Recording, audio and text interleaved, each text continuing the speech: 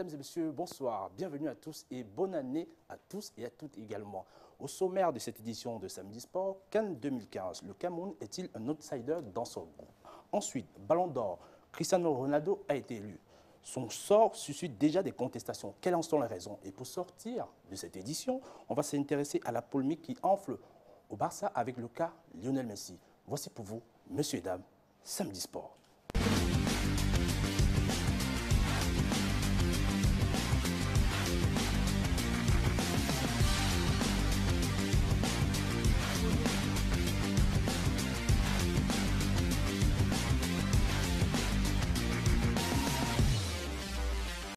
Retour sur le plateau de Samedi Sport pour la présentation du panel des spécialistes, bien sûr, qui est aujourd'hui constitué d'une journaliste qui a longtemps exercé du côté du Québec et qui est aujourd'hui avec nous pour faire partie, n'est-ce pas, de nos invités. Lydie Abiko, bonsoir. Bonsoir, bonsoir à toute l'équipe des panélistes et bonsoir aux téléspectateurs. J'espère que les fêtes ont été pour vous. Oui, les fêtes ont été, ça se voit pas. Effectivement, ça se voit. À ses côtés, on ne présente plus Cestin Djamène, l'As des As. Cestin Djamène, bonsoir. Bonsoir Yedi, bonsoir à toutes celles et à tous ceux qui nous regardent en ce moment et tous mes voeux de santé et de santé encore. Ah, très bien. Et à sa droite, enfin à ma droite, bien sûr, un autre qui fait sa place parmi nous, bien sûr, Georges Kimbous. Georges Kimbous, bonsoir. Bonsoir Edith, meilleurs vœux à vous, à tous les panélistes et à tous les téléspectateurs. Et pour clôturer, un confrère, plutôt je dirais, Marc-Lionel Chouamou de Radio Sport Info, qui est avec nous ce soir. Marc-Lionel Chouamou, bonsoir. Bonsoir Eddy, bonsoir à tous et surtout bonne année. Voilà. Très bien. Voici pour vous la rubrique Média Presse, l'actualité de la presse sportive présentée par Bertrand K. Au montage, Calvin. Bonjour, je suis Mourad Boudjala, je suis président du rugby club toulonnais. Suivez Samedi Sport sur Canal 2, Canal 2 international. Bonjour, bienvenue dans la rubrique Média Presse de ce jeudi 15 janvier 2015. Ce matin, dans The Mirror Sport en Angleterre, le quotidien nous informe du coût de transfert de l'étoile filante du football africain, Wilfried Bony, à 28 millions de livres. Tottenham et son franchise Capoui se sont qualifiés pour les 16e de finale de la FA Cup en remportant leur replay face à Burnley, 4-2 ce mercredi. Southampton, privé de Toby Alderweireld, blessé, en a fait de même sur la pelouse d'Ipswich Town, 0-1. Au Portugal, le quotidien Abola nous informe ce matin que Ronaldo aurait été sacré meilleur joueur portugais de tous les temps par la Fédération portugaise de football. Cependant, Tanaka du Sporting et Pizzi du Benfica réclament plus de temps de jeu. El Corriere dello Sport, le quotidien italien, nous informe que Cavani serait en négociation avec la Juventus. Tout cela serait évident avec le départ éventuel de Paul Pogba en direction du PSG et cette probable arrivée semble être aussi la volonté de Massimo Allegri, le coach de la vieille dame. La rencontre de Coupe d'Espagne entre le Real de Madrid et Atlético de Madrid ce soir à 20 h à Santiago Bernabéu est déjà annoncée par le quotidien comme étant la rencontre du chaos pour chacune des deux équipes. Ce sera le duel de la meilleure attaque face à la meilleure défense et cette phrase choc de Diego Simeone, je ne m'imagine pas une rencontre calme.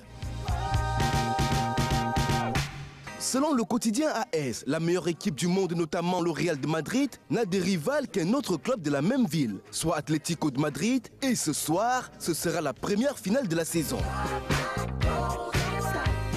Le quotidien Sport nous informe ce matin que la FIFA, après le FC Barcelone, vient d'ouvrir une enquête contre le Real de Madrid pour le recrutement de joueurs mineurs. Du côté du Barça, Luis Enrique semble faire la paix avec Messi, avec sa déclaration « J'espère que Messi continue beaucoup plus longtemps au Barça ». En France, l'équipe revient sur l'Olympique lyonnais qui semble remontrer les dents et qui pourrait s'installer pendant un moment à la tête du championnat de France. Ce qui sera à féliciter avec la politique mise en place par son président Jean-Michel Aulas. À la une également, rencontre des 3 sélectionneurs français, Tilly, Onesta et Collet, pour un entretien exclusif de la réussite du sport français. Et que dire de l'équipe sud-africaine MTN Kubeka, qui est donc la première écurie africaine de l'histoire à participer au Tour de France. France Football consacre sa une au sacre de Cristiano Ronaldo à la cérémonie du Ballon d'Or en indiquant pour cette édition l'ensemble des votes et les raisons du sacre de la star portugaise. Sans oublier que le quotidien en mémoire des victimes de l'attentat survenu en France est Charlie. Vous, qui êtes-vous? Bonjour, je suis Alain Marchal d'RMC BFM TV. Suivez Samedi Sport sur Canal 2. Canal 2 International. Pensez au rendez-vous.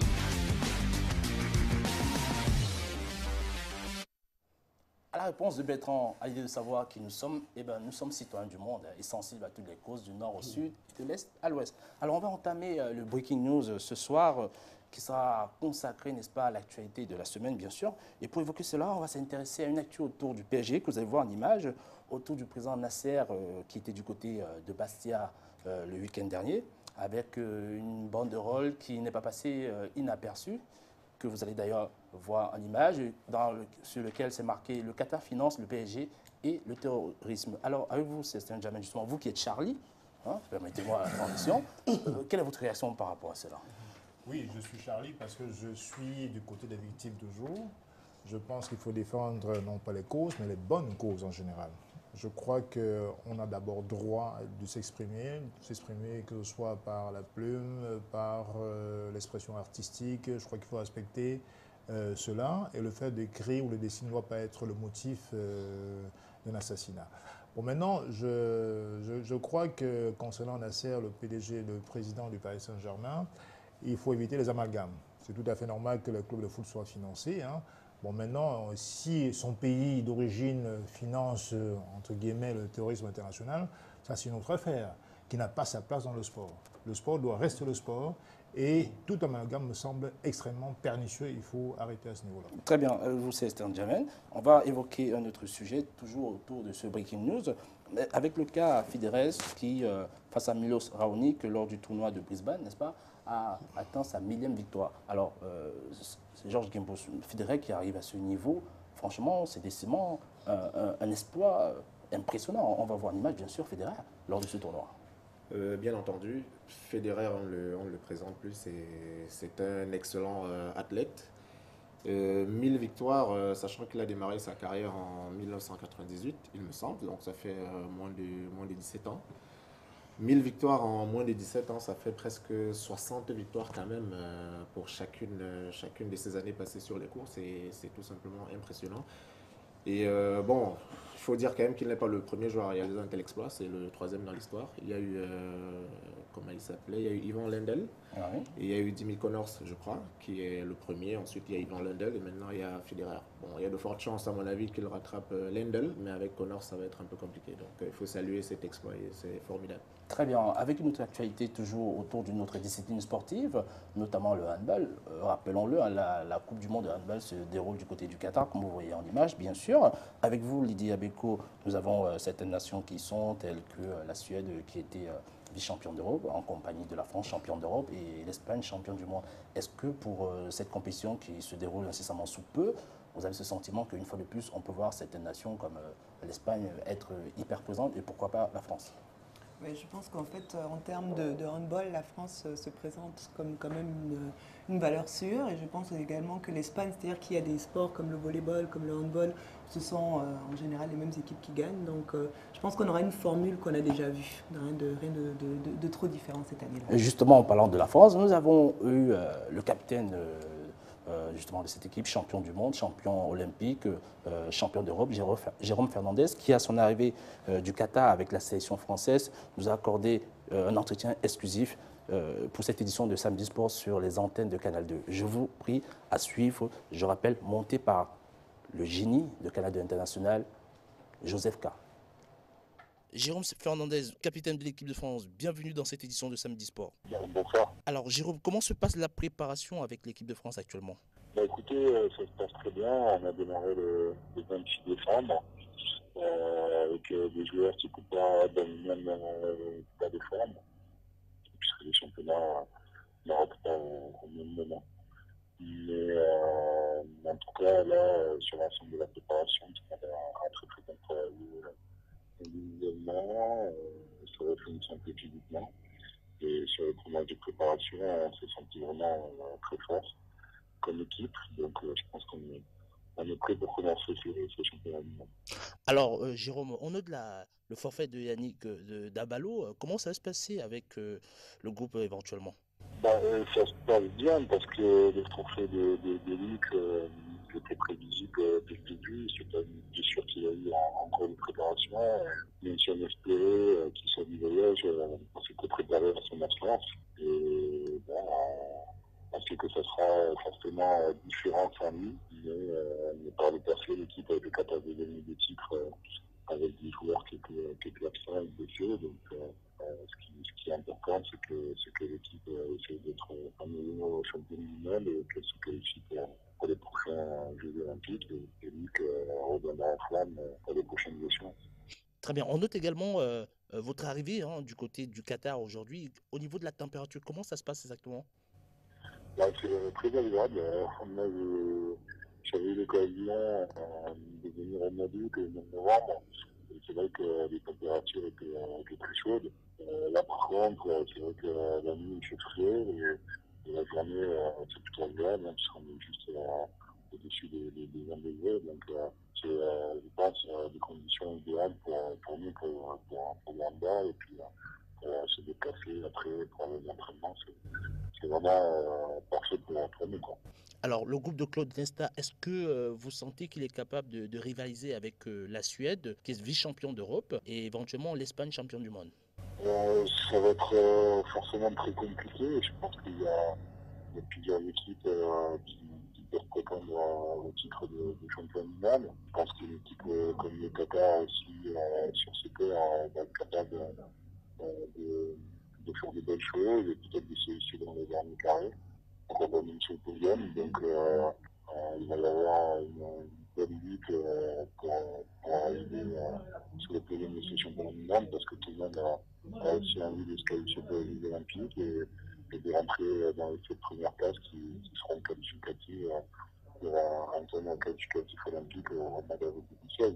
Donc je crois que tout le monde va arriver très très motivé sur cette compétition. Très bien, merci Jérôme Fernandez, capitaine de l'équipe de France. Merci de nous avoir accordé cet entretien exclusif dans cette édition de Samedi Sport sur les antennes de Canal 2 International au Cameroun.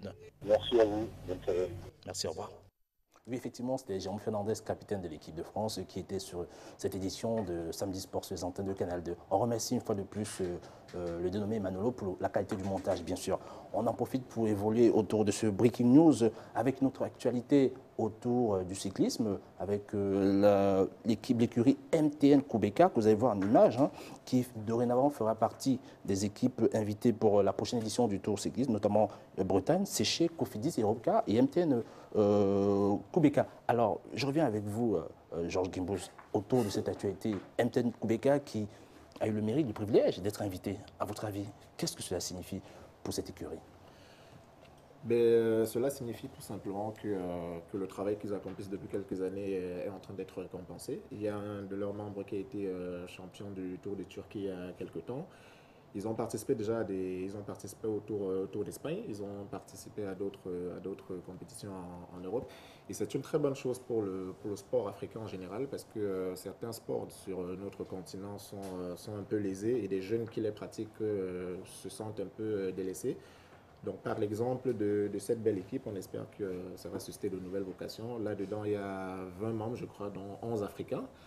Et on va avoir certainement en juillet prochain le premier coureur d'origine africaine, d'origine du continent noir africain qui va participer. Je crois que c'est un Érythréen qui va prendre part au Tour de France. Ce sera une grande première. Je pense qu'il n'est pas caché à l'image.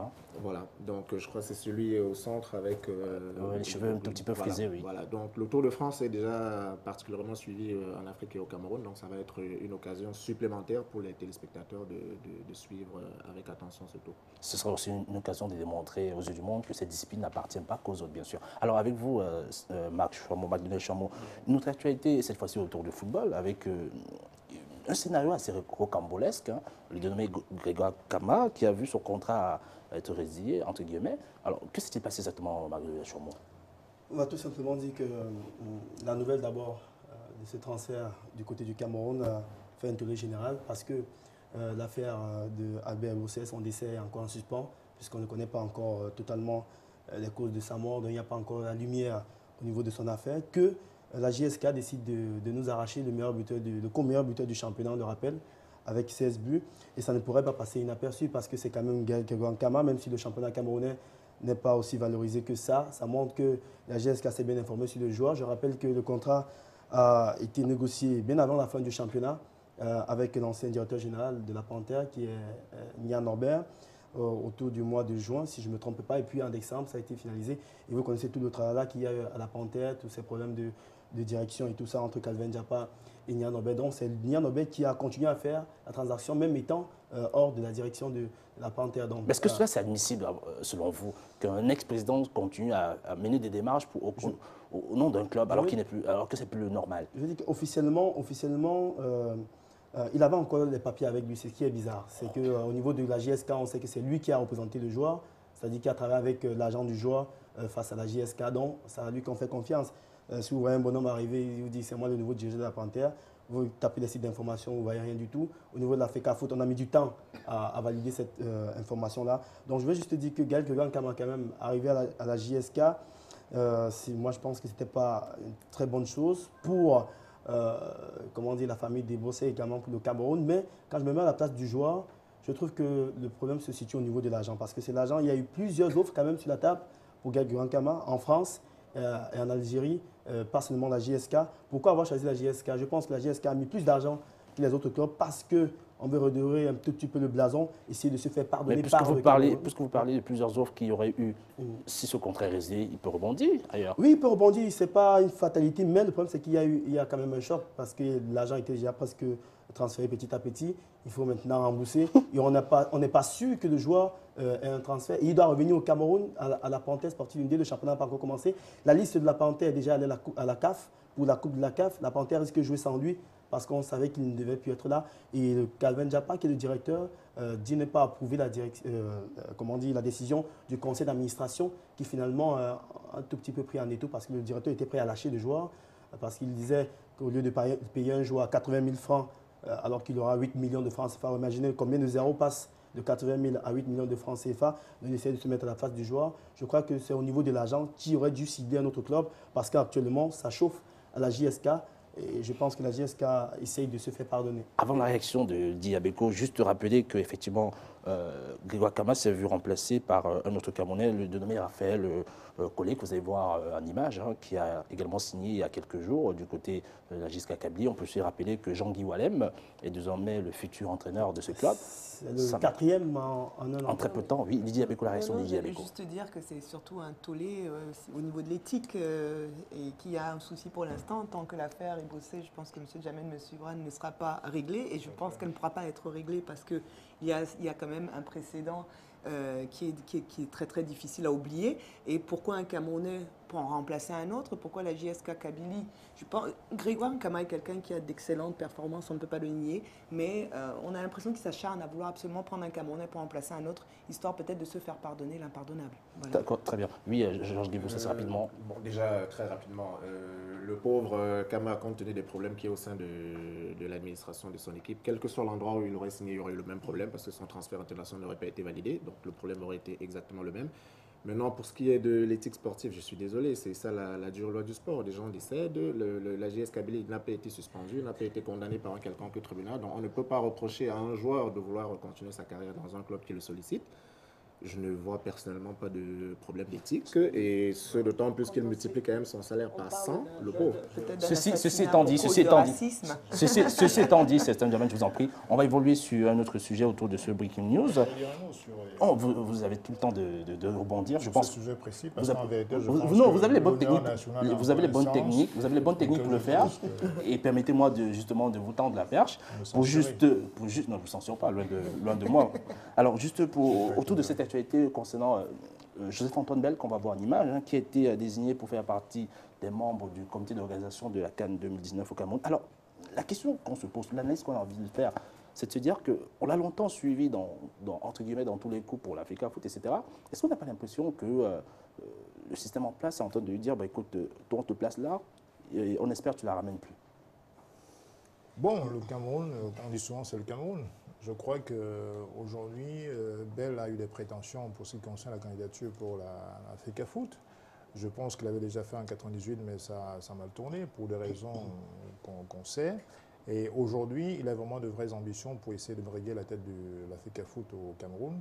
Qu'on essaie un peu de le recaser ailleurs, pensant le décourager au niveau de l'Africa Foot, je pense que c'est un peu ridicule. Parce qu'en vérité, quand on a un challenge pour soi-même, quand on a des ambitions, c'est d'abord parce qu'on a une réelle motivation. On a envie de faire quelque chose pour son pays, pour l'Africa Foot dans le cas de l'espèce. Alors pourquoi chercher absolument créer une certaine ruse ou des petits vices qui le mèneraient à trouver un chemin qu'il n'a pas choisi à l'origine? Ça, c'est des pratiques qu'il faut définitivement enterrer dans ce pays. Parce qu'on a besoin de talent, de valeur, the right man at the right place. Donc, je trouve parfaitement ignoble qu'on puisse, par des petites stratagèmes, essayer de le décaler là où il n'a pas envie d'y aller.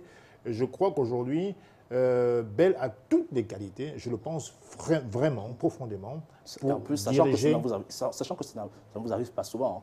Non, pourquoi c'est un compatriote que j'ai toujours admiré en tant que, sur le plan sportif. Je pense autant que sur de le plan du convictions. management. Non, bien sûr, sur le plan du management, je pense qu'il a les qualités requises pour diriger l'Africa Foot.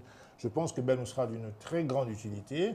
Il serait vraiment dommageable qu'on essaie par certaines stratagèmes, comme je l'ai rappelé, de le faire partir de là. Il faut simplement savoir qu'il y a des candidats qui sont actuellement en poste pour cette fonction-là. Tombia Roko, même si je pense qu'il est jugé parti, il faudrait que toute la famille, toute la clique de Iya Mohamed s'en aille définitivement. Donc, je ne suis pas pour la candidature de Tombia Roko. En revanche, Bell et les autres doivent absolument être validés dans leur candidature. Donc, Bell ambitionne ce poste parce que je pense qu'il le ressent vraiment, il a des qualités. Et je ne suis pas le seul à le penser, en tout cas, je l'espère. Et je crois qu'aujourd'hui, toutes sortes de manières de le faire partir de là serait vraiment dommageable. C'est Stan Jammeh qui a encore démontré qu'il n'en loupe pas une. Lui, il dit avec Non, bien sûr. Donnez mon opinion. Je veux dire. Mais Célestin, oui. J'allais dire, je propose pour essayer d'être moins politique et peut-être un peu plus technique. Pas la politique, Lydie. Non, je veux dire par là que... Non, je suis spécialiste politique aussi, mais je veux dire, Joseph-Antoine Bell, pour moi, j'essaie de voir ça de façon... autre qu'un stratagème pour le mettre KO dans les élections. Je pense surtout que c'est un incontournable au niveau régional, au niveau continental, au niveau international. C'est quelqu'un qui, pour le comité de préparation, est une des personnes, sinon la personne la mieux outillée pour faire partie de ce comité. Donc je pense que la question ne s'est pas posée, en tout cas je n'en sais rien, au niveau de savoir si c'est une façon de le détourner ou pas. Pourquoi lui pas un autre? Mais parce qu'il y a qui d'autre? Il y a qui d'autre? Il était d'ailleurs tellement content, il a remercié. L'organisation, ça dure un instant. Il est important de dire une chose. Il est important de rappeler. Il a remercié la présidence pour cette mais non, mais non. Il a accepté volontiers, on ne l'a pas ce casé n'est comme pas un ça. enfant, il est content d'être là. Il s'est toujours porté ouvert, il s'est toujours dit disponible à travailler pour le football camerounais. On a la responsabilité d'organiser un événement qui peut promouvoir, n'est-ce pas, la qualité le Cameroun et le rayonnement du pays. Donc c'est son devoir. C'est pour ça que je dis que c'est son si devoir d'accepter avec les qualités qu'il a. On n'en disconvient pas, Lydie Abeko, Georges Gimbous également. On va évoluer avec notre sujet toujours autour de ce Breaking News, avec cet élément que vous avez vu en image autour de Paul Pogba, qui est annoncé d'après le quotidien italien Tuttosport, qui évoque une éventualité réelle que Paul Pogba puisse rejoindre le Real Madrid la saison prochaine autour de 100 millions d'euros. Alors, avec vous, Georges Gimbous, justement, qui voulait avoir la parole, on vous la donne, la parole. Une réaction par rapport à ce sujet autour de Paul Pogba, le phénomène Pogba, d'ailleurs. Paul Pogba, jeune joueur français très talentueux, à fort potentiel. Je soupçonne fortement qu'il ne termine pas la saison. L'hiver, peut-être il terminera à la Juve, mais je soupçonne fortement qu'il ne renouvelle pas la saison prochaine avec la Juve parce que il y a eu une renégociation de son contrat il y a quelques mois et on sait très bien dans les clubs, c'est un stratagème des fois pour revaloriser le joueur sur le marché international. On l'annonce au Real de Madrid, ça va être assez compliqué à mon avis. Je le vois beaucoup plus proche du PSG, vu qu'il y a beaucoup de velléités de départ du côté du PSG, notamment autour de Cavani, autour de Lavezzi. Donc avec le fair play financier, si le club de la capitale française parvient à se débarrasser de 2 gros cadres, ils auront les moyens de faire venir un joueur comme Paul Pogba qui leur sera plus utile à mon avis qu'au Real de Madrid. Très bien, on va donc évoquer le premier sujet de cette édition autour de la CAN 2015 avec le Cameroun qui est, on va s'interroger si effectivement c'est un outsider ou pas dans son groupe et éventuellement les différents adversaires de cette poule. Alors avec nous pour en parler, Marc Lunet-Chameau, le journaliste comme je disais tantôt de Radio Sport Info, qui va un tout petit peu déjà nous faire une analyse de l'état de la section camerounaise qui semble ne pas être très très fameuse, Marc Lunet-Chameau. Bon, c'est vrai qu'après le match amical d'hier face au CF Mounana, qui est une équipe de première division au Gabon, on sait très bien, formée en 2006, qui a participé au premier de la Ligue des Champions en 2013. C'est une équipe toute jeune, mais surtout avec des joueurs qui ont perdu leurs internationaux parce que les internationaux, Cannes oblige, sont avec le Gabon, quelques joueurs du CF Mounana. Les Lions n'ont pas du tout rassuré face au CF Mounana. Pourquoi? Parce qu'on a regardé la composition d'équipe, on a vu qu'il y avait pas mal de titulaires, quand il parle de titulaires en puissance, pour débuter cette CAN. À part le gardien Diasembe qui était dans les buts, en défense centrale, Tchedjo est venu justement pour pallier l'absence de Stéphane Bia avec Koulou. Derrière, on a peut-être vu en 62 minutes Koulou avec son fameux genou gauche qui est sorti, je crois, pour essayer de ne pas prendre une sacrée blessure, essayer d'être prudent. Côté gauche, Bedimo, qui, sur ces 2 derniers matchs amicaux, a franchement inquiété parce qu'il n'a même pas de précision dans les centres. C'était difficile de barrer, il s'est fait déborder à tout moment. À droite, Oyongo Bitolo, un gaucher qu'on fait toujours jouer à droite, alors qu'il mériterait jouer vraiment à ce poste de latéral gauche, mais on n'a personne à droite. Et puis au milieu de terrain, on retrouve un milieu de terrain avec Eyon Eno, Mandjaki et Choupo, qui doit normalement débuter la CAN.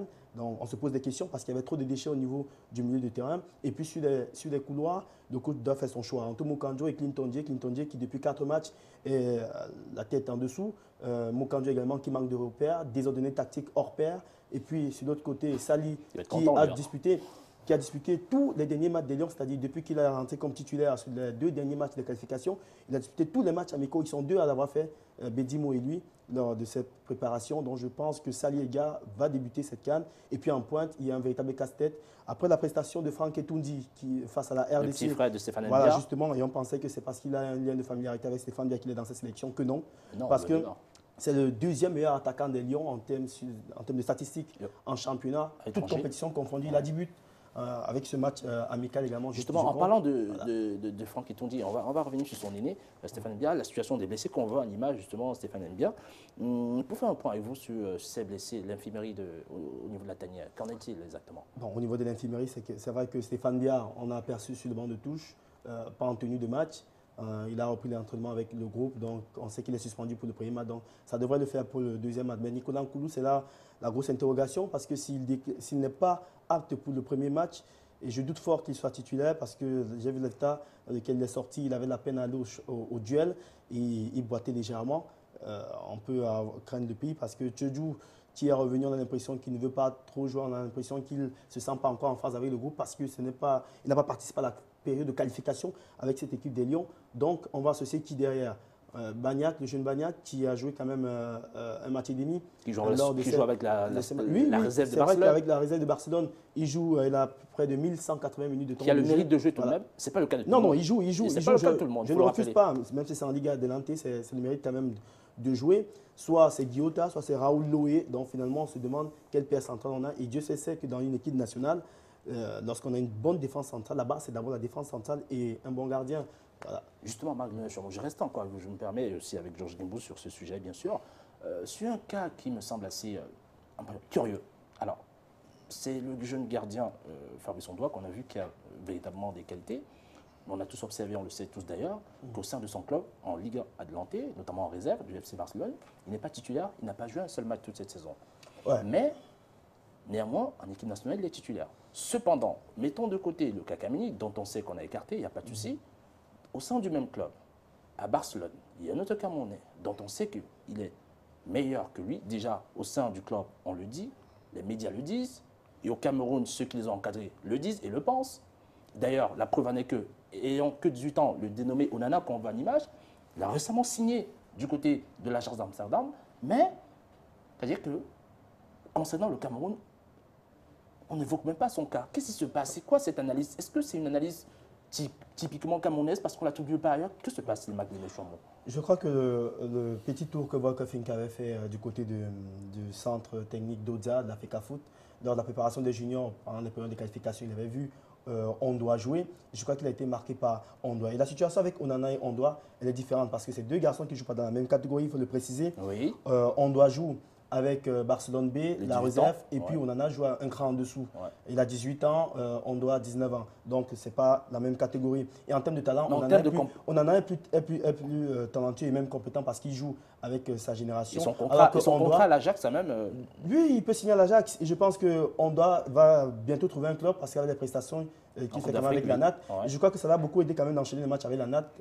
La période, ce que la CAF a proposé cette fois-ci pour se qualifier pour la CAN 2015, a un tout petit peu rapproché les matchs de qualification, c'est-à-dire on joue 2 matchs par mois. Ce n'est plus un match chaque mois, donc on peut capitaliser dessus. Et puis, je rappelle, même s'il a été 7 fois remplaçant cette année avec son équipe de Barça B en championnat, il n'a aucune minute, je rappelle. Donc, il a joué 540 minutes, si je fais bien le calcul, avec les Lions. Donc, il a joué tous les matchs, les 6 matchs avec les Lions. Il a joué 2 des matchs amicaux avec les Lions. Donc, en peu de temps, il a plus joué en 6 mois avec les Lions qu'avec son club. Voilà. Et on rappelle quand même qu'en 2014, il a joué jusqu'au mois de mai où il a remporté la Youth League. Donc, ce n'est pas comme s'il a passé toute une année civile sur le banc de touche. Donc, c'est un passage qui est un peu difficile. Mais je crois que les Lions vont permettre de le relancer. Et en plus, il a le talent. Il a tremblé seulement lors du premier match. Et je crois qu'on lui a donné cette confiance. Et ça va continuer ainsi. Mais est-ce que tout au long de la compétition, il va rester ainsi parce que la CAN, c'est quand même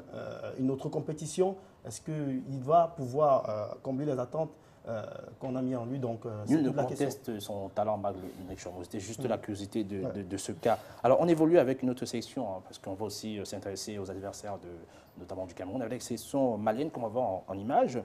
Et on va essayer de comprendre. Nick Chomou, on affronte le Mali, le premier match du Cameroun. Alors, quels sont, à votre avis, les hommes clés de cette session? On a le capitaine Seydou Keita, qu'on va voir en image, que l'on sait qui est justement à l'AS Roma, qui fait ses preuves, dont on ne parle plus, la carrière est splendide. Mais en dehors de cela, on a également un autre élément qu'on va voir en image, Abdoulaye Diaby, le phénomène de Moucron. Alors dis-nous un mot sur ce joueur, ce gaucher. Tout ce que je peux dire sur Abdoulaye Diaby, c'est qu'il a un profil à la Thierry Henry. C'est un très bon profil. Et que Lille, qui est son club formateur, il appartient également à Lille. Il appartient à Lille. Il faut faire très attention, a tout fait pour le ramener à Lille alors qu'il est en train de faire une très belle saison en Belgique, à Mouscron, dans un club qui est dans le milieu de classement. Il a 12 buts en championnat, c'est le meilleur buteur du championnat, devant Alexander Mitrovic, un Serbe qui évolue à Anderlecht avec 10 buts. Et puis, ce Diaby va donc rejoindre Lille et dans la sélection malienne. Il va apporter tout son talent. Pourquoi? Parce qu'il y a Cheikh Tidiane Diabaté qui est forfait dans cette sélection. C'est un autre profil de joueur et c'est un joueur à suivre de très près par les défenseurs camerounais. Donc, l'équipe du Mali peut compter sur Seydou Keita qui est revenu au niveau avec l'AS Rome. Seydou Keita a joué cette année en Ligue des Champions 5 matchs. Il n'a manqué qu'un seul parce qu'il avait pris un carton rouge et c'était cette fameuse défaite face au Bayern Munich, 7-1, je crois. Ce match, on s'en souvient encore. Non, je buvais un coup. Pendant ce temps, je pose la question. Je pose la question à Georges Gimbous concernant Modibo Maïga, le médecin qu'on voit aussi en image, hein, un excellent joueur qui va être sans doute l'un des hommes clés pour la confrontation face au Cameroun, Georges Gimbous. Oui, Modibo Maïga, c'est vrai que sa carrière est un peu descendante. Il avait explosé à Sochaux, il a fait un tour du côté de la Première Ligue. Il n'est d'ailleurs pas parti de Sochaux en super bon terme avec ses dirigeants. En Première Ligue, ça ne s'est pas très bien passé. Là, il est revenu à Metz. D'ailleurs, à Metz, il commence un peu à tirer de la gueule parce qu'il ne joue pas assez. Et son président, d'ailleurs, l'a repris dernièrement en disant comment il fallait qu'il respecte le choix de l'entraîneur et qu'il n'avait qu'à travailler un peu plus pour gagner du temps de jeu.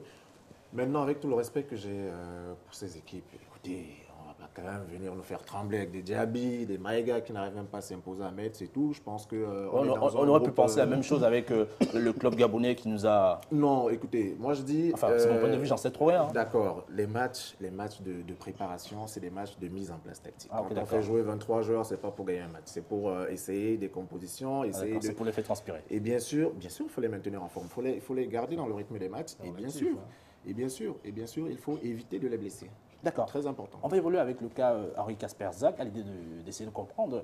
Peut-être avez-vous Sestan Jamel, qui est le sélectionneur de cette sélection malienne, si ce n'est peut-être pas lui l'homme clé de cette sélection, c'est-à-dire que l'homme qui catalyse, qui fédère les énergies pour aller de l'avant, parce qu'on sait que le Mali aujourd'hui, c'est plus, il n'y a que Seydou Keita qui est un véritable leader, Momo Sissoko et tous les autres ils sont plus là, c'est le seul véritable leader de cette sélection.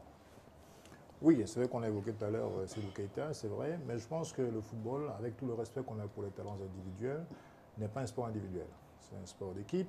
Il faut parler de la performance de l'équipe. Le Mali n'est pas une équipe vraiment négligée, parce que je me rappelle qu'en 2002, lors des demi-finales, C'est vrai qu'ils se sont pris 3 buts contre nous, mais c'est une équipe qui a fourni de bons jeux. Il faut le respecter. De surcroît, je pense qu'ils ont été demi-finalistes lors des 2 dernières CAN. C'est extrêmement important sur le plan du respect du jeu. Il ne faut pas prendre à la légère l'équipe du Mali. En revanche, vis-à-vis du Cameroun, je pense que même si on a foiré pendant les derniers matchs, comment dirais-je, amicaux, parce qu'on a quand même vu des matchs amicaux de haute facture, l'excuse du rodage de l'effectif me semble un peu léger, quoi. Je veux dire, je crois que quand on fait un match amical, il faut quand même y aller, quoi. Il faut fournir du beau jeu aux téléspectateurs. On ne va pas simplement dire, voilà, non, c'est le rodage d'effectif. Franchement, est-ce qu'on est sérieux? L'équipe du Cameroun convoque ses joueurs il y a moins de 2 semaines pour une grande compétition comme la CAN. Ce n'est pas sérieux. Alors, ils avaient tout le temps avant de faire les matchs de rodage, de roder l'effectif, je veux dire. Maintenant, quand on rentre à l'approche de la compétition, on doit avoir des matchs amicaux tout à fait corrects. Là, quand j'ai vu l'équipe, le match contre Mounana, c'est ça, du Gabon, j'ai tout vu sur le match de football, quoi. Je veux dire, c'est pas sérieux. On a besoin de voir quand même du beau jeu. Donc, pour revenir sur le Mali, je dis que. Merci le de Mali, nous avoir fait faire du rétropédalage. Non, c'est pas du rétropédalage. Je crois que les gens avaient besoin de comprendre que les adversaires du Cameroun sont des adversaires plus ou moins respectables. C'est le cas du Mali. À part peut-être la Guinée-Conakry, qui est l'outsider, qui est peut-être le petit faux follet. Je pense que les 3 autres équipes, Côte d'Ivoire, Mali, sont des équipes tout à fait respectables. Et à mon avis, il faut que le Cameroun, qui est une équipe en construction, je veux bien le croire, même si on a fait de très bons matchs éliminatoires, il faut quand même qu'on se méfie énormément. Très bien, sortons de cette sélection malienne pour s'intéresser à l'ultime équipe qu'on va rencontrer, bien sûr, la Côte d'Ivoire, qui, rappelons-le, est en stage du côté de Dubaï, et qui d'ailleurs aujourd'hui avait un match amical avec la Suède, a perdu 2-0. Avec une équipe B de Suède. Oui, bien sûr. Qui plus est, merci Chouamo pour la précision. Mais cette équipe de Côte d'Ivoire, qu'on va imaginer, une particularité tout de même, quand on voit toute la pléiade avançante, c'est-à-dire que je me permets un instant, Gervinho, Salomon Kalou, Esta Berlin, Wilfried Bony, aujourd'hui à Manchester City, Junior Gadi de Bastia, Lassina Traoré de l'AS Monaco, Sedou Doumbia du CSKA Moscou, une pléiade d'attaquants. Franchement, en Afrique actuellement, je ne pense pas qu'il y ait une seule sélection qui a ce niveau d'attaquants. Mais lorsqu'elle est confrontée en compétition officielle, comme on l'a vu récemment, et comme on le voit en match amical, comme ils sont en train de le faire, comme ils l'ont fait il y a quelques heures du côté de Dubaï, ils ne tiennent pas. Qu'est-ce qui se passe? Est-ce qu'il y a un manque d'équilibre dans ce groupe, selon vous? C'est justement ça, c'est justement le grand défi des sélections où il y a une armada d'attaquants. Ça me rappelle un tout petit peu le Sénégal en 2012, avec Amara Traoré qui ne savait plus où donner de la tête. Il avait Mamadou Niang qui brillait à Marseille, il avait, je crois, Dembaba également, il y avait Moussa Sow qui était meilleur buteur de Ligue 1. France, il y avait d'autres attaquants en France qui donnaient un mot de tête à notre ami Ndamendo également. Il avait amené finalement à la CAN 9 attaquants. 9 finalement, il avait 3 milieux de terrain et arrivé à la CAN, il ne savait plus se donner la tête. Et il y avait des problèmes d'ego dans cette sélection. Maintenant, c'est le gros défi de Hervé Renard. Est-ce que justement, Hervé Renard, comme on voit à l'image, est-ce que c'est pas Hervé Renard, comme disaient déjà certains journalistes lors du match, de la rencontre face au Cameroun, est-ce que Hervé Renard n'est pas l'une des causes de la situation? Peut-être qu'il n'arrive pas à trouver l'équilibre parfait dans ce groupe. Justement, d'autres avant lui n'ont pas trouvé. Je pense qu'il sait que c'est son gros défi, trouver la cohésion. Parce que c'est ça avec la Côte d'Ivoire. Ils ont une armada de bons joueurs, de bons attaquants. Hein, mais maintenant, il faut les faire travailler ensemble. Il faut savoir qui doit jouer avec qui. Et je crois que lors des qualifications, vous allez comprendre quand même que lors des 11 entrants que notre ami Hervé Renard a aligné, il a très souvent changé ses 3 attaquants. Hein. Ça a souvent joué avec Wilfried Bony. Et d'ailleurs, Salomon Kalou, qui a terminé meilleur marqueur quand même des Ivoiriens lors des qualifications avec 4 buts, n'a pas été titulaire à tous les instants. Il est souvent entré. Il a changé la face du match, que ce soit également Gervinho ou Max Alain Gradel. C'est ça, il faut trouver la cohésion. Qui doit jouer avec qui? Et il y a des égos surdimensionnés. Alors, est-ce qu'il faut mettre dans cette équipe des joueurs qui jouent localement? Et je crois qu'il a commencé à le faire avec des joueurs qui viennent du CW Sport. Il a écarté Copa Barry qui est passé 1. Il a sauté de l'étage pour descendre au 3e rang, je pense. Je crois qu'il va terminer comme 3e gardien lors de cette CAN, si je ne me trompe pas. Et puis, un jeune à Salé qui est sorti meilleur joueur du championnat ivoirien, il joue au CW Sport. CW Sport est quand même allé loin en Coupe de la CAF cette saison. Donc, je crois qu'ils sont arrivés en finale de la Coupe de la CAF, finale perdue face à Al Ahly du Caire dans les derniers instants de la partie. Donc, vous voyez, une équipe de Côte d'Ivoire, le seul problème là, c'est la cohésion. Et s'ils trouvent la cohésion, la Côte d'Ivoire risque de faire très très mal lors de ces Très bien, on dit que le football est un sport d'équipe. Ouais. Très bien, oui, Georges Guimbous, assez rapidement. Oui, le problème avec la Côte d'Ivoire, honnêtement, compte tenu de leur expérience et de leur talent individuel, ça reste un gros outsider pour cette compétition. Mais très franchement, il ne faut jamais oublier, culturellement, la Côte d'Ivoire, le Cameroun, c'est plus ou moins les mêmes pays. Il y a beaucoup de problèmes au sein de cette sélection. Il y a l'administration qui s'en mêle. Il y a des problèmes entre les joueurs qui ne s'entendent pas. Il y a Maestro qui est venu, qui n'est pas venu. Le Renard n'en voulait pas et tout. Et on est toujours en train de mettre en avant la tête de la Côte d'Ivoire. Mais il ne faut pas oublier, la défense de la Côte d'Ivoire, c'est une catastrophe pour ce niveau quand même de compétition. À gauche, on a Arthur Boka, il est complètement carbonisé. C'est pas là, je crois que c'est Tieni qu'on a préparé. Tieni, c'est pareil. Tieni, il est complètement carbo.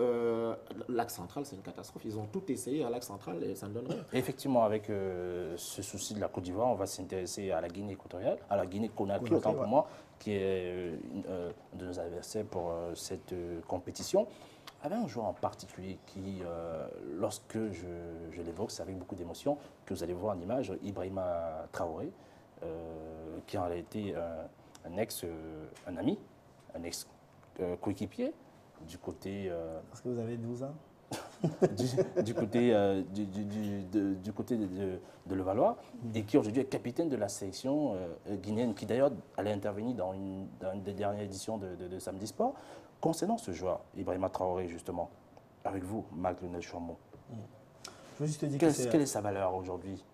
Tu as dit son impact au sein de cette équipe de la Guinée en tant que capitaine. Je crois que c'est lui qui doit amener cette nouvelle génération, parce qu'on a un tout petit peu fait la scission entre la génération de notre ami, l'ancien Bordelais, je me souviens bien, je trouvais son nom, Pascal Feindouno, et notre ami Ismaël Bangoura, qui n'est pas venu à cette CAN. Je crois qu'il a compris qu'il y a une nouvelle génération qui est en marche, et Ibrahim Traoré est là pour fédérer justement tous ses coéquipiers autour de lui. C'est un groupe jeune, c'est un groupe qui va surprendre, je vous le dis, avec Michel Dussuyer qui est là, avec les arrêts de salaire. Il n'est pas parti, il est là, il aime cette formation du Sili national. Et Ibrahim Traoré, qui évolue au Borussia Mönchengladbach, en Allemagne, on rappelle, en Allemagne, et qui a quand même très peu de temps de jeu, il faut le souligner. Est-ce qu'il va justement se mettre à la hauteur des autres, qui eux en championnat sont bons? Et je pense que dans cette équipe de la Guinée, je pense que ce n'est pas trop lui qu'on va voir, même s'il a marqué en amical lors de la superbe défaite, si je peux dire ainsi, face au Sénégal, 5-2 en amical. Il y aura un très grand apport. Je crois qu'il faut retenir ce nom. Il s'appelle Sedou Bassouma. C'est un attaquant du Slovan Bratislava en Slovaquie, qui a marqué 5 buts lors des qualifications. C'est le deuxième meilleur marqueur des qualifs derrière Pitropa lors des qualifications. Et à côté de lui également, il y a Idriss Sassila qui, actuellement, je crois qu'il a un problème de blessure.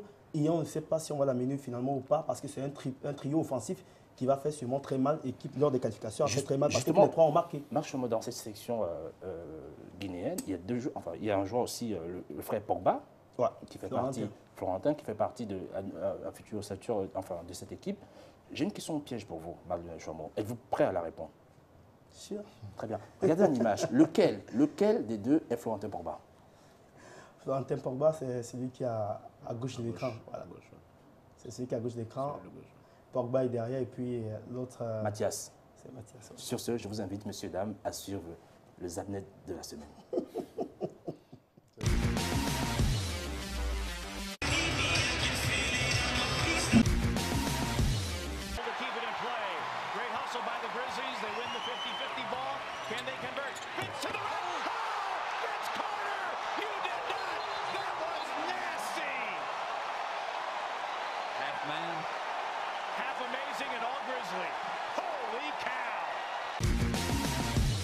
Staje oko w oko z Kubą Wesołowskim, Adamia!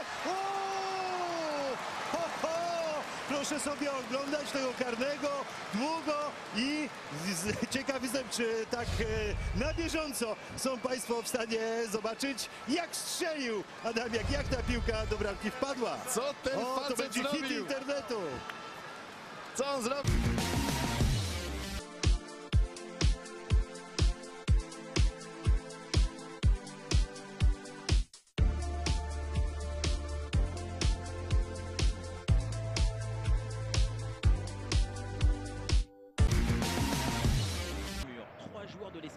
Et deux du Real. Là, il y a deux gros clients. Premier élan pris par Bale. La frappe, elle est belle de Bale. Quel coup franc admirable du Gallois. Gareth Bale vient tromper Casilla avec l'aide du montant, mais cette frappe est brossée avec tellement de beauté. 8e but en championnat pour Bale et 2-0 pour le Real. самих себя образца Фабио Капелло, когда счет 1-0 в любом матче Юве устраивает. Поль Погба! Поль. Наверное, потому чтобы этот гол не затмил этот финт. Разве можно так издеваться над соперниками? Эластику! Même s'il y a un changement de sélectionneur, c'est parce que nous souhaitons pour Didier Deschamps, chacun a son avenir, vous ne vous posez pas la question. L'euro est en France. Non, mais déjà, vous pensez que d'ici l'euro, il y aura un changement d'entraîneur? Moi, je pense pas, personnellement. Tout peut se passer, vous-même, vous me l'avez dit. Dans le football, tout peut se passer. Non, je pense pas. Et puis, c'est pas ce que je souhaite. Il fait du bon boulot avec l'équipe de France. On va parler honnêtement. Il fait du bon boulot avec l'équipe de France. Si vous vous parlez, comme disait Louis, si vous vous parlez. Pour moi, le mal est déjà fait. Moi, j'ai pas de problème avec lui, mais le mal est déjà fait. Moi, Est-ce que c'est pas ça la nature humaine? Est-ce que c'est pas se retrouver finalement, on bouffe un morceau et on discute et... Mais non, mais je ne sais pas moi. Non. Moi, j'ai dit, mon rêve, c'était de jouer une Coupe du Monde. J'ai raté 2 Coupes du Monde. Je suis quelqu'un de rancunier. J'ai des défauts. Je suis quelqu'un de rancunier, moi. Après, c'est comme ça. Mais non. Je demandais juste une explication, avoir une discussion entre hommes. Maintenant c'est fait. Et puis, il y a des jeunes, il y a des nouveaux joueurs qui arrivent, ils sont talentueux, il faut les laisser jouer. Et il y a l'Euro 2016 en France, il y a une Coupe du Monde aussi à préparer. Ça serait bien de la préparer avec la même ossature et avec ce groupe qui est jeune. C'est reparti pour les aventures folles de Samedi Sport sur les antennes de Canal 2 International. On va aborder le deuxième sujet de cette édition autour du Ballon d'Or de Ronaldo qui suscite d'ores et déjà de nombreuses contestations. Alors, on va s'intéresser à de savoir quelles en sont les raisons.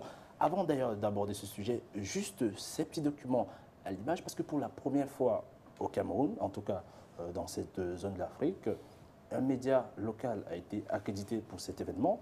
Malheureusement, parce que nos partenaires éventuels n'étaient pas encore alertés, je n'ai pas pu me rendre, on va le dire clairement, je n'ai pas pu me rendre du côté de Zurich pour essayer de couvrir pour cette édition, pour les antennes de Canal 2 et seulement cet événement. Ce n'est que partie remise, on vous rassure.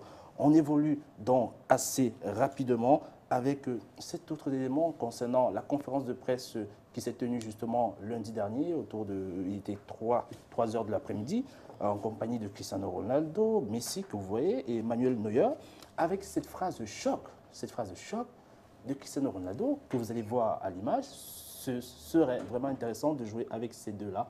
J'aimerais bien moi. Alors, sincèrement, vous pensez qu'il est sincère? C'est de la langue de bois, Lydie Abeko, de la part de Ronaldo, lorsqu'il pense que ça l'intéresserait vraiment de jouer avec ces deux adversaires pour le Ballon d'Or, notamment Neuer et Lionel Messi? Bon, je pense qu'il faut savoir être diplomate quand on est un bon joueur et une grande personnalité. Bon, langue de bois, je ne sais pas, je ne suis pas Ronaldo, mais je pense que c'est une façon de féliciter les autres participants, on va dire ça comme ça, et d'être poli. Très bien. Et vous partagez le même point de vue que Lydie sur ce coup, de la part de Cristiano? Je pense très sincèrement que Cristiano Ronaldo, c'est un performeur. Et comme tous les performeurs, il aime être entouré de très bons joueurs. Et je pense qu'il a beaucoup de respect pour Lionel Messi. Peut-être un peu moins pour Neuer, c'est ça? Non, il a bien dit, il aimerait bien jouer avec ces deux. Ah, d'accord. Il n'est pas en concurrence avec Neuer pour quoi que ce soit, donc je pense pas qu'il y ait un souci Lionel avec ça. Messi a dit que ce serait difficile qu'il se retrouve... Bien entendu, vu la valeur de ces joueurs, avec aujourd'hui le fair play financier, je ne vois pas comment on pourrait réunir 3 joueurs de ce calibre-là. Bon, la façon dont il a tourné ça veut dire qu'il n'y a pas de place, suffisamment de place sur un terrain pour ces deux joueurs. Justement, ils se respectent. Donc peut-être dans le cadre d'un match amical, d'un match de charité, quelqu'un aura la bonne idée de les rassembler. Bizarrement, on ne l'a pas encore fait. Justement, cette conférence de presse, c'était juste avant le début de la soirée. Je vous invite à suivre en quelques minutes les coulisses, tout au moins l'arrivée des stars lors de cette soirée. On a apprécié le beau costume de Lionel Messi. En tout cas, Lydie Abeko semble ne pas partager cet avis. On va donc évoluer avec justement cette soirée, début de cette soirée, pour certains qui l'ont suivi, car nous l'avons suivi au Cameroun avec les canaux qui permettaient de les avoir. On va d'abord observer un point avec celle qui présentait cet événement, que vous allez voir en image. La dénommée Kate Ado, journaliste Sky chez nos confrères de Sky Sport. Pas mal. Oui, c'est vrai qu'il est pas mal. Je pense que ce n'est pas pour ça qu'elle a été choisie pour cet événement. C'est aussi pour ses compétences. La preuve. Ça aide quand même. Cependant, justement, la question revient à Diabeko. Diabeko, le fait justement que la FIFA a des demoiselles, parlant de bien métier, qui a de la je vous en prie, c'est qui a de la compétence et qui se retrouve en train de présenter, comme elle-même le disait, c'est un véritable honneur. Est-ce que la FIFA n'est pas, par ricochet, en train de faire de la promotion du féminisme allant dans ce sens? Promotion du féminisme, non, mais ce qu'ils veulent dire par là aussi, c'est que le football, le sport, ça ne concerne pas que les hommes. Je pense qu'ils veulent réunir, aller chercher un public, n'est-ce pas, qui est autre. Et aussi, faut savoir que c'est une cérémonie, c'est un gala. Ça veut dire ça va outre que le sport. Il y a les sponsors qui sont derrière, il y a la plastique, il y a l'image, il y a tout ça qui compte. Donc, je pense qu'ils ont fait un bon choix. Et c'est bien que parmi autant d'hommes, il y ait quand même au moins une femme. En tout cas, Georges Gimbos ne semble pas être dessus, Stéphane Jamel non plus, qui se secoue. Ne prend pas la parole curieusement. Alors, on avance avec... On avance. C'est pas le pouvoir, je vous en prie. On avance avec une autre remise qui était plutôt symbolique, celle de la presse sportive pour le doyen de la presse internationale, le japonais Hiroshi Kagawa, que vous allez voir en image. Stéphane Jamel, un mot pour Hiroshi Kagawa, dont la FIFA remet un prix symbolique comme ça pour toutes ces années passées au service de la presse. C'est quand même... Oui, c'est aussi des symboles, parce qu'en vérité, il y a toujours une éthique, que ce soit dans l'activité, comment dirais-je, médiatique, dans l'activité sportive. Je crois qu'il faut toujours savoir que tout part d'une racine, quoi. Il faut toujours avoir de la gratitude par rapport à ça, quoi. Il ne faut jamais mépriser d'où on vient, et ceux qui nous ont dévancés, nos dévanciers, doivent être récompensés. Et je crois que c'est à juste titre que ce Japonais a été effectivement... Très bien, oui. Je veux juste rappeler, je pense qu'il a couvert la Coupe du Monde. Il a 90 il a couvert, effectivement, ans, le journaliste le plus âgé à avoir, couvert la Coupe du Monde. C'est lui. 90 ans. C'était une démarche personnelle de... Blatter l'a dit pendant la cérémonie, d'ailleurs, c'était une démarche personnelle de Seb Blatter. Et par rapport à cela, on évolue avec une autre actualité, une autre remise, bien sûr, celle du meilleur entraîneur. L'entraîneur de l'année qui a été remis à Joachim Löw, qu'on va voir en image, Maglone Chouamot. Surpris ou pas que ce soit Joachim Löw, pourquoi pas Ancelotti, dans une moindre mesure? Bon, si on reste quand même sur la logique du fait qu'il a remporté quand même le mondial, c'est une compétition, c'est vrai, ça s'est joué en un mois, mais il faut prendre également avec les qualifications pour cette Coupe du Monde-là. Joachim Löw, avec le système qu'il a mis en place, l'Allemagne a presque marché sur cette compétition, il faut dire, choses comme elles sont. À part un ou deux matchs, je crois le fameux match contre l'Algérie où l'Allemagne a dû sortir cette triple également. Mais Joachim Löw a révolutionné un tout petit peu le football allemand en essayant de copier un tout petit peu ce que le Bayern Munich faisait avec Pep Guardiola. C'est souvent bien de regarder les matchs parce que ça aide, parce que lorsque vous voyez l'âme jouer toute une saison avec le Bayern Munich au milieu de terrain et joue aussi bien, vous ne pensez plus à le mettre comme latéral droit, donc vous pensez à une autre alternative. Et on fait des parallèles avec Carlo Ancelotti, remporte la Ligue des Champions, mais la Coupe du Monde pèse plus lourd. Mais bizarrement, au Ballon d'Or, on va y arriver, Marc Deschamps. On va y arriver. Autre paire de manches. On y arrive justement pour s'intéresser à l'équipe type de la FIFA. Je vous invite Georges Gimbos à faire une analyse de cette équipe type qu'on revoit en image, avec un rectificatif que je tiens à souligner, parce que sur certains médias, on a grossièrement fait l'erreur de dire que la FIFA se serait trompée dans l'analyse, dans le choix des défenseurs. C'est-à-dire que Lam passait à l'axe central, Ramos passait également à l'axe central, et David Luiz passait à gauche, etc. Tandis que là, voilà le vrai classement qui a été diffusé par la FIFA. Je vous invite, Georges Gimbos, à nous donner nous faire une analyse de ce classement. Exact, d'ailleurs. Il n'y a rien à dire pour le gardien, Manuel Neuer. À droite, Ramos. À l'axe central, c'est assez surprenant. Thiago Silva, malgré une année 2014 quand même assez mitigée, il a fait un bon début d'année civile. La seconde moitié était quand même catastrophique. Bon, il garde la réputation d'être l'un des meilleurs défenseurs du monde, donc ce n'est pas très surprenant. Par contre, pour Thiago Silva, David Luiz, c'est franchement une surprise. Maintenant, il faut préciser, ce n'est pas la FIFA qui fait le 11. Il y a 20 000 votants, il me semble, qui choisissent ce 11-là. Donc, les joueurs ont estimé que c'était les meilleurs sur l'année 2014. Donc, le reste des postes... 20 000 votants 2 000 ou 20 000, Non, pour l'équipe type, quand même, il y a un comité qui est mis en place quand même pour l'équipe type avec des directeurs techniques. On y arrive, Marc Chamon et Georges Gimbos, puisque vous semblez avoir le doute. On va porter un peu plus d'éclaircies au fil de cette émission concernant cela, avec notre récompense, celle du prix Puskas, qu'on va voir aussi en image, notamment les nominés qui a été décerné James Rodriguez, El Jugador, le joueur colombien qui a inscrit un super but. D'ailleurs, on en profite pour aussi s'intéresser à ce but inscrit, du moins à cette photo que vous voyez également en image, autant pour moi, avec Nadine Kessler qui a été désignée joueuse de l'année, la joueuse du Werder de Brême, que vous allez voir en image aux côtés de Cristiano Ronaldo, bien sûr. Cela va nous permettre de s'intéresser à l'idée de savoir, puisque Ronaldo avait son ballon d'or, Ronaldo mérite-t-il son ballon d'or? Didier Abeko. En fait, c'est comme si vous demandiez, enfin déjà entre Messi, Ronaldo et Neuer, les trois méritaient le ballon d'or. Donc forcément, ils le méritent. Maintenant, par rapport à l'année 2014, c'est clair et net qu'il n'a pas gagné, on va dire, il n'a pas été champion en 2014, la Coupe du Monde presque totalement inexistante. Je pense qu'on l'a remercié parce qu'il a eu des performances quand même relativement constantes pendant tout 2014. Moi, ce que je retiens, c'est que c'est un gars quand même qui marque de la tête, qui marque des pieds, qui a beaucoup de charisme, qui a une aura, qui a une emprise et qui a le comportement parfait, excellent, et qui en plus est adoré et idolâtré par les médias. Donc forcément, il semblait être la personne la mieux placée. Est-ce que c'est Saint-Germain, parlant de Cristiano Ronaldo, on n'a-t-on pas l'impression qu'il a un peu construit cette image au fil du temps, Ronaldo, avec les médias, ses supporters, les fans, etc. Oui, bien sûr, ce n'est pas interdit de construire une bonne image. Ce que je veux dire, c'est que si nous définissions le Ballon d'Or comme, on va dire, la performance individuelle, il faut savoir que durant l'année 2014, Ronaldo a quand même gagné pas mal de choses, la Champions League, la Coupe du Monde des clubs, la Super Coupe d'Europe, la Coupe du Roi, etc.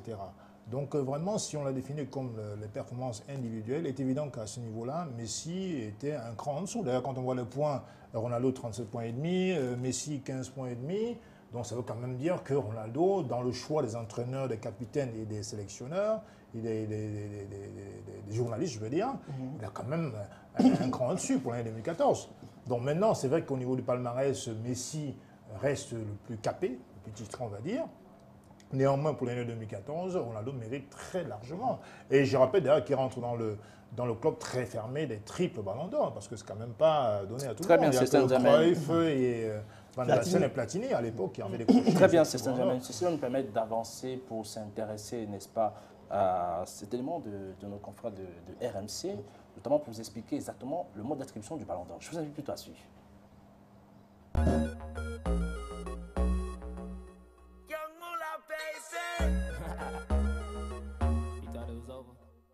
80, le pourcentage de l'origine. Alors, c'est assez simple. Aujourd'hui, très exactement 624 personnes votent, les 208 sélectionneurs des pays membres de la FIFA, les 208 capitaines de ces sélections et 208 journalistes de ces pays. Par exemple, le sélectionneur et le capitaine de l'Andorre votent et ça vaut autant que Didier Deschamps et Hugo Lloris. Ensuite, on demande à chacun des votants d'établir un podium d'après une liste de 23 joueurs. Cette liste est établie au préalable par une commission de la FIFA composée d'anciens joueurs et un groupe d'experts du magazine France Football. On regarde les podiums des votants et on attribue 5 points au premier, 3 points au deuxième et 1 point au troisième. On additionne les points des 624 podiums et on a notre classement final. Bah oui, comme souvent, quand on change quelque chose, il y a un problème. Depuis sa mise en application en 2010, ce nouveau mode d'attribution a fait réagir. D'ailleurs, à RMC, on a aussi notre avis sur la question. On s'aperçoit qu'en fait, eh bien, le sélectionneur vote pour un gars de son pays, le joueur vote pour un de ses copains ou pour un joueur de son pays. On a, quand on consulte les votes des votants, des choses mais parfois grotesques. En plus, on sait que la plupart, certains ne votent même pas, c'est dire comme ils s'en foutent complètement de ce vote. Et eh bien en fait, j'ai l'impression en tout cas moi qu'ils ont compris le vote autrement, à savoir quel est le meilleur joueur. Voilà, c'est comme ça qu'en 2010, année du sacre mondial de l'Espagne, le Ballon d'Or a été remporté par Léo Messi. Si le classement des journalistes avait été le seul pris en compte, l'Argentin aurait terminé 4e et c'est Wesley Sneijder qui aurait été couronné. Le Néerlandais avait vécu une superbe saison, triplé Ligue des Champions, Championnat, Coupe avec l'Inter Milan et finaliste de la Coupe du Monde avec les Pays-Bas. Merci encore à nos confrères de RMC, surtout à Alain Marchal qui nous facilite l'ensemble de ces éléments. Alors, on évolue assez rapidement pour une analyse rapide de cet élément, pour juste révéler cette petite information concernant le capitaine justement d'équipe nationale du Cameroun qui d'après certaines indiscrétions pour le vote du Ballon d'Or, aurait voté Cristiano Ronaldo. Volker Fink, que je ne vous casse pas que c'est bien sûr Manuel Neuer. Alors, Marc Lunet-Chouamau, on a parlé des différents corps qui votent. On va parler des journalistes, comme dit tout à l'heure dans Les Mondes, des entraîneurs et des capitaines. Alors, est-ce que aujourd'hui retrouver Ronaldo et être désigné Ballon d'Or alors que nous sommes à l'année Coupe du Monde, on espérait sans doute que ce soit Neuer? Justement, merci de me tendre la perche parce que je voulais réagir justement c'est pas trop tôt, je comprends. sur cette année 2014, enfin, parce qu'en 2010, dans l'élément on l'a dit, en 2010, Messi remporte ce Ballon d'Or alors qu'on nous avait habitués à ce qu'en année de Coupe du Monde, que ce soit les performances en Coupe du Monde donnent plus de points, c'est-à-dire qu'on se focalise un peu plus sur la Coupe du Monde que sur les performances en championnat. Et en 2010, on a dérogé un tout petit peu à la règle et je crois que c'est là où il y a eu cette révolution parce qu'on a un tout petit peu mélangé les votes des sélectionneurs, des capitaines. Et il n'y avait plus que les journalistes qui votaient, donc on a fait tout un mélange. Et puis Messi est sorti gagnant, mais d'aucuns voyaient Iniesta prendre ce Ballon d'Or parce que la sélection d'Espagne avait gagné le mondial et puis avait gagné tous les titres que Messi avait gagné également sur le plan individuel avec des passes décisives. Mais en 2014, on retrouve Ronaldo qui l'emporte. Il faut quand même dire que Ronaldo, sur le plan individuel, c'est une année quand même brillante. 61 buts marqués en 62 matchs, nul n'a fait en année civile. Donc, ce n'est pas rien de lui donner ce Ballon d'Or. Moi, je trouve qu'il mérite ce Ballon d'Or sur le plan individuel. Et en termes de titres également, il a gagné plus de titres que Messi. Messi a affiché néant cette saison en termes de titres. Sur le plan individuel, il a battu quelques records, mais ce n'est pas suffisant pour gagner le Ballon d'Or. J'ai oublié de vous poser la question. Vous n'êtes pas pour Ronaldo par hasard, non? Ce n'est pas un problème d'être pour Ronaldo ou pas. Non, c'était juste une question. Non, ce n'est pas un problème d'être pour Ronaldo ou pas, Eddy Giscard. Je trouve que je parle avec ce que j'ai. Je parle avec ce que j'ai sur le plan des chiffres. Et en 2010, d'ailleurs, Messi était très au-dessus des autres, avec sur le plan individuel des prestations énormes. Et sur le plan collectif, il y avait des titres. Donc, très bien, avec vous, Georges Guimbouz, pour réagir sur cet élément, ce tableau qui révèle les statistiques des votants, du moins des corps, il y a différents corps qui ont voté, que vous allez voir en image. On va voir le vote des journalistes, le vote des capitaines et le vote des sélectionneurs. Alors, décryptez-nous assez rapidement, Georges Guimbouz, cela, et avec cet élément, on comprend que, quelle que soit la valeur de lambda, Manuel Neuer n'aurait pu jamais être désigné Ballon d'Or. Mais bien sûr, dans tous les corps de votants, Cristiano Ronaldo était le premier. Manuel Neuer aurait pu être deuxième, mais pas troisième, parce qu'il y a eu, au niveau des journalistes, il était premier. Bon, après, les capitaines et les sélectionneurs, c'était Messi. Maintenant, moi, je dis, il faut se placer un peu du point de vue d'un entraîneur de football, bien d'un joueur de football. Quand vous pratiquez quand même le football et qu'on vous balance une liste, on vous dit de ces 23 joueurs, pour vous, qui a été le meilleur sur la saison écoulée, il est difficile pour un footballeur, sur la saison écoulée, de penser à quelqu'un d'autre que Ronaldo, ou de faire dire à un footballeur, un sélectionneur, que Manuel Neuer a été meilleur que Messi. Donc, ce n'est pas la FIFA qui attribue, c'est un vote. Il faut respecter la choix. Il y a quand même un panel énorme de votants. Il faut respecter ça. Maintenant, juste une petite parenthèse, Manuel Neuer n'a déjà même pas été le meilleur joueur de cette Coupe du Monde. Donc, s'il avait même fallu prendre le meilleur joueur de la Coupe du Monde, ce n'aurait pas été lui. Le meilleur joueur de la Coupe du Monde, c'était Messi. Il n'était que le meilleur gardien de la Coupe du Monde. Donc, je ne vois pas sur quel critère on aurait pu venir dire que si on prend le meilleur joueur de la Coupe du Monde, ce serait le meilleur. Quand on prend le cas de la Coupe du Monde de Messi, quand l'Italie l'a remporté, Buffon était parti pour être le Ballon d'Or. Et d'ailleurs, c'est extrêmement rare dans l'histoire du football qu'un gardien soit nommé Ballon d'Or. Deuxième fois, Yashin, ça remonte à 63. C'était un gardien extraordinaire. Après cette année-là, il fallait voir les personnes qui étaient... Maintenant, il faut aussi préciser, il n'y a aucune loi qui dit que les années de Coupe du Monde, c'est le meilleur joueur de la Coupe du Monde qui doit maintenant, il est arrivé ce cas-là en 2006, parce qu'il faut préciser. Lorsque vous avez au cours d'une saison de Coupe du Monde, vous n'en avez pas un qui a été largement au-dessus des autres, il est logique de se concentrer quand même sur la compétition majeure de l'année et de reprendre celui qui a été exceptionnel. Mais lorsque, sur une année comme 2014, Cristiano Ronaldo il a fait une très mauvaise Coupe du Monde parce qu'il était blessé, mais vous ne pouvez pas venir dire que sur l'ensemble de la saison 2014, il y a quelqu'un qui lui a... Voilà, au niveau du club, il a performé. Très bien, justement. En 2006, quand même, Manuel Chouamau, c'est Saint-Germain. C'était pas mal, Thierry Henry. Filet d'or européen. Thierry Henry a souligné. Filet d'or européen, finaliste de la Ligue des Champions, c'était pas rien. Il n'était déjà pas meilleur qu'Eto'o en 2006. Non, finaliste de la Ligue des Champions, mais filet d'or européen, Eto'o était le meilleur joueur UEFA en 2006. La FIFA se réconcilie avec un Thierry Henry en le faisant participer. Ah, justement. Oui, bien sûr. Très bien, si c'est une autre analyse, je vous en prie. Eto'o méritait largement plus que Thierry Henry. Bon, on espère que la prochaine fois, c'est lui qui va remettre les prix. Yaya Touré aussi. Pour le prochain. On évolue, puisqu'on parle de 2006, 2010, 2014, on parle des chiffres. On va donc s'intéresser aux chiffres du Ballon d'Or que vous allez suivre en images. « 80. Le pourcentage de lauréats et finalistes qui, lors d'une année de Coupe du Monde, ont participé à la finale du 10 mondial. Seuls Hristo Stoichkov en 1994 et Lionel Messi en 2010 n'ont pas atteint ce rendez-vous ultime. Rappelons que cette année au Brésil, le titre s'est joué entre l'Allemagne de Manuel Neuer et l'Argentine de Léo Messi. Le Portugal de Cristiano Ronaldo avait été écarté dès la phase de poule. 20. L'âge du plus jeune vainqueur du Ballon d'Or, Ronaldo en l'occurrence, distingué en 1996. Cette année-là, le phénomène brésilien évolue au PSV Eindhoven, puis au FC Barcelone et vient de remporter une Coupe des Pays-Bas, une Super Coupe des Pays-Bas et une Super Coupe d'Espagne. Couronné pour la première fois en 2009, l'année de ses 22 ans, Lionel Messi est le deuxième Ballon d'Or le plus précoce de l'histoire. 12. Depuis 1991, l'Amérique du Sud a accueilli le Ballon d'Or à 12 reprises, soit 2 fois de plus que l'Europe. Le Libérien George Weah, plébiscité en 1995, faisant figure d'exception. 7 Européens, Lothar Matthäus, Marco Van Basten, Roberto Baggio, Zinedine Zidane, Luis Figo, Fabio Cannavaro et Cristiano Ronaldo ont néanmoins été distingués contre 6 Sud-Américains, Romario, Ronaldo, Rivaldo, Ronaldinho, Kaka et Messi. En termes de nationalité, le Brésil est à l'honneur, avec 8 années en or devant l'Argentine 4, le Portugal 3, la France et l'Italie 2. 8. Pour la 8e année consécutive, Lionel Messi sera du podium du Ballon d'Or. Lui qui a terminé 4 fois à la première place et 3 fois à la deuxième depuis 2007. Pour son rival Cristiano Ronaldo, il s'agira de la 4e fois d'affilée. L'intéressé Ballon d'Or 2008 ayant également réalisé une passe de 3 entre 2007 et 2009. 7. Cette fois, l'Espagne a eu un représentant sur le podium final du Ballon d'Or depuis 2001 sans jamais avoir l'occasion de célébrer le vainqueur.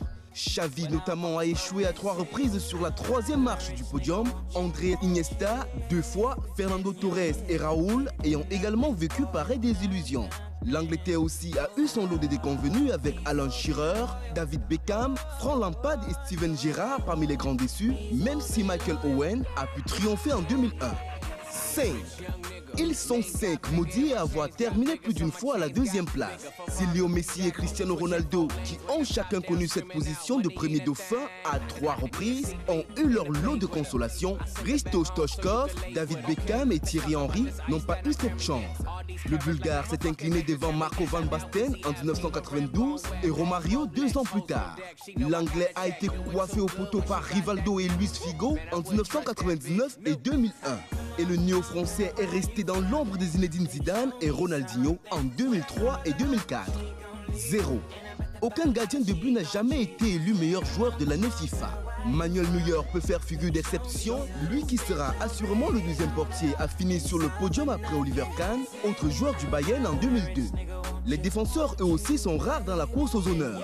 Paolo Maldini et Roberto Carlos, 2e en 1995 et 1997 respectivement, et Fabio Cannavaro, vainqueur en 2006, sont les seuls à figurer au palmarès.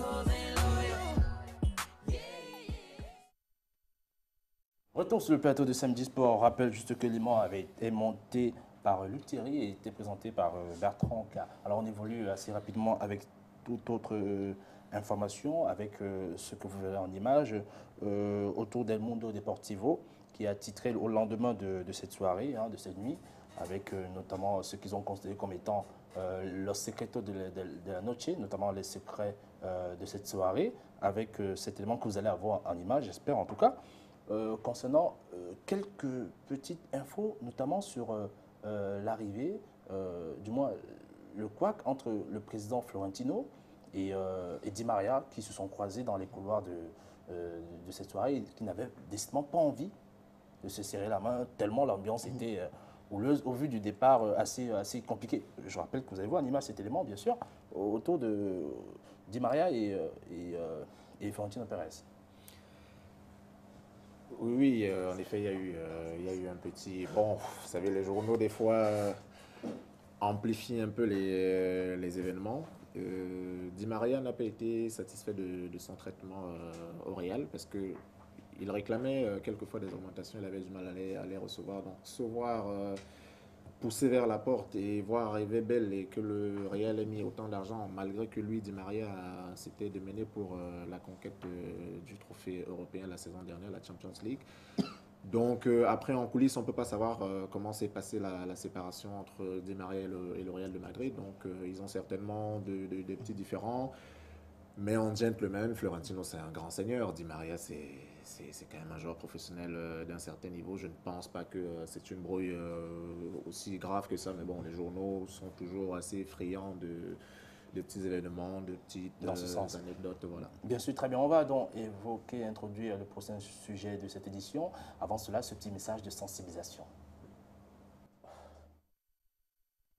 Pourquoi la polémique autour de Lionel Messi du côté du FC Barcelone continue-t-elle à enfler? On va donc s'interroger à cette question. Alors, avec vous, Georges Guimbous, que se passe-t-il au Barça pour le cas Lionel Messi exactement?